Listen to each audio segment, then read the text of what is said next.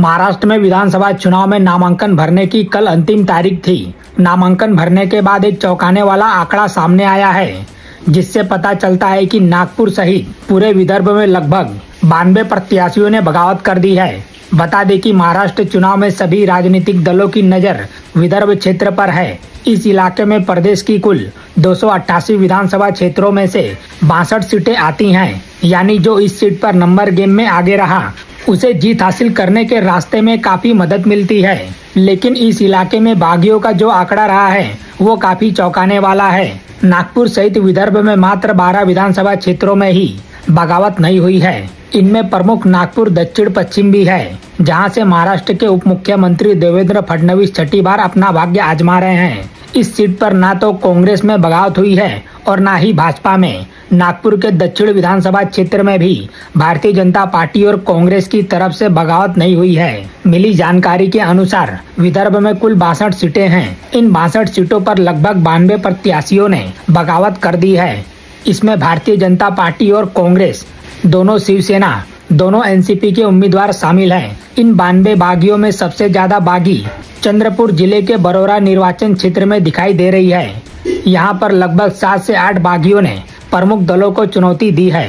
बगावत करने वाले उम्मीदवारों ने निर्दलीय उम्मीदवारों के तौर पर अपना नामांकन दाखिल किया है। बागी क्षेत्रों में चंद्रपुर का वोटर नंबर 1 पर है, तो अकेला पश्चिम दूसरे नंबर पर है।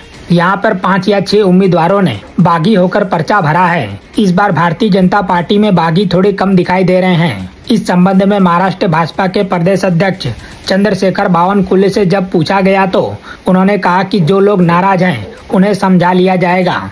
उन्होंने कहा कि 1-2 जगह पर मित्रतापूर्ण लड़ाई होगी, उसे भारतीय जनता पार्टी डिस्क्लेयर भी करेगी।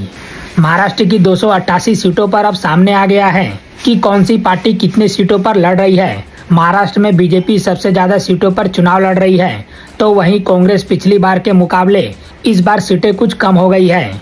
बीजेपी ने महाराष्ट्र में 148 विधानसभा सीटों पर चुनाव लड़ेगी, वहीं कांग्रेस 103 सीटों पर चुनाव लड़ रही है।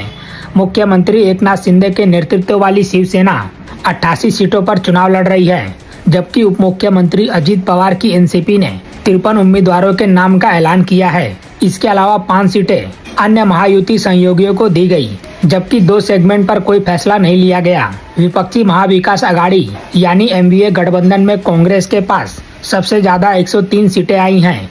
इसके बाद उद्धव ठाकरे के नेतृत्व वाली शिवसेना यूबीटी 89 सीटों पर लड़ रही है और शरद पवार की एनसीपी 87 सीटों पर अपने उम्मीदवारों को मैदान में उतार रही है।